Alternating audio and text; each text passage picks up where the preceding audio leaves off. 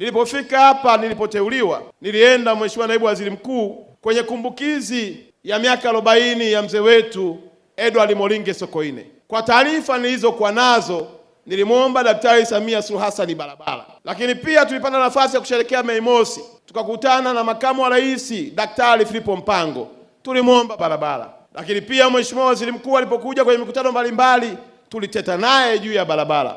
Lakini waziri wetu mtu bingwa mahiri kabisa Mohamed Mchengerwa alipokuja kwenye mkoa wetu kufanya ziara, tulimuomba barabara. Barabara tuliamua iwe ni ajenda ya kuanzia kiongozi wa serikali ya mtaa mpaka kiongozi wa mkoa, na kazi imefanyika. Leo mbele yako nina furaha kubwa, Mheshimiwa Naibu Waziri Mkuu, kumshukuru Daktari Samia Suluhu Hassan kwa kukubali kuifungua Arusha kwa kutupatia kilomita 70 za lami mpya ili wananchi watembee kwenye lami. Tunaenda kujenga bypass nyingine ambayo itawezesha wananchi wa mkoa wa Arusha kuishi maisha ya Ulaya, kwa sababu hata wageni wao wanatoka kwenye mabara yaliyopiga hatua.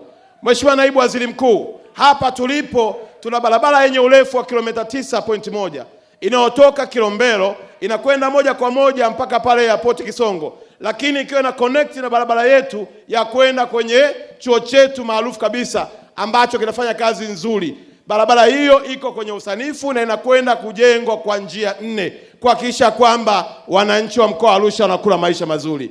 Lakini kutoka Longido unaenda mpaka Sia kilomita 53 iniko kwenye usanifu kwa ajili ya kujenga barabara nyingine ya lami, ili watalii wanaotoka Arusha wanaopita kwenye maeneo mengine wakiungana na wale wa Nairobi kutoka Kenya waweze kwenda kuangalia mlima Kilimanjaro bila kupita katikati ya barabara yetu, ikiwa ni kazi nzuri njema inayofanywa na Daktari Samia. Kutoka Tengeru kwenda mpaka Usa ni kilomita 11.3. Kutoka pale kwenda mpaka Kia ni kilomita karibia 26. Barabara hiyo na yenyewe msanifu yuko kazini, inafanya kazi nzuri, inakwenda kujengwa na yenyewe kwa njia 4 kuhakikisha kwamba Kilimanjaro na Arusha na Nairobi vinaungana. Hiyo ndio kazi ya Daktari Samia aliyotutuma kusimamia. Mheshimiwa Naibu Waziri Mkuu, tunao mpango chini ya ndoto kubwa ya Daktari Samia kuifanya Arusha kuwa Arusha ya Ulaya. Tunakwenda kujenga SGR, reli ya kisasa itakayotoka Dar es Salaam kwenda Tanga, Tanga inakuja kudondoka hapa, na tunajenga bandari ya kisasa, bandari kavu,